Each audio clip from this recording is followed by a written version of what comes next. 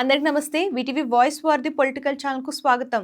శ్రీశైలం పుణ్యక్షేత్రంలో సోమవారం ఉద్రిక్త పరిస్థితి నెలకొంది.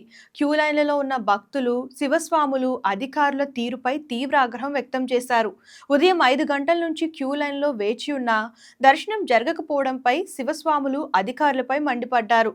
దర్శనం కోసం క్యూ లైన్లో కంపార్ట్మెంట్లలో వేచి ఉన్న భక్తులు కళ్ళు తిరిగి పడిపోతున్నారని శివస్వాములు ఆందోళన వ్యక్తం చేశారు. అధికారుల తీరుకు నిరసనగా శివస్వాములు క్యూ లైన్ గేట్లు ఎక్కి బయటకు వచ్చి ఆగ్రహం వ్యక్తం చేశారు. శివభక్తుల రద్దీని కంట్రోల్ చేయడానికి ఏఎస్పీ యుగేందర్ బాబు, జిల్లా ఎస్పీ సునీల్ షెరాన్ ప్రయత్నించినప్పటికీ పరిస్థితి అదుపులోకి తీసుకొచ్చే ప్రయత్నం చేశారు.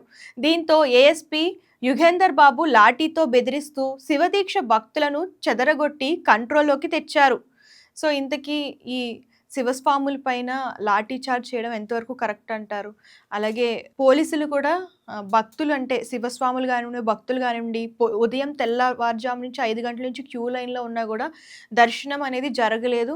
అక్కడ ఏర్పాట్లు అనేది ఇంకా ఎట్లా చేస్తే మంచిది? అలాగే ఈ శివస్వాముల పైన లాఠీ చార్జ్ చేయడం ఎంతవరకు కరెక్ట్? దీని గురించి ఏమనిపిస్తుందో కామెంట్ రూపంలో తెలియజేయండి. అండ్ ఇలాంటి లేటెస్ట్ న్యూస్ కోసం ఛానల్ ఫాలో అవ్వడం, సబ్స్క్రైబ్ చేయడం మర్చిపోకండి.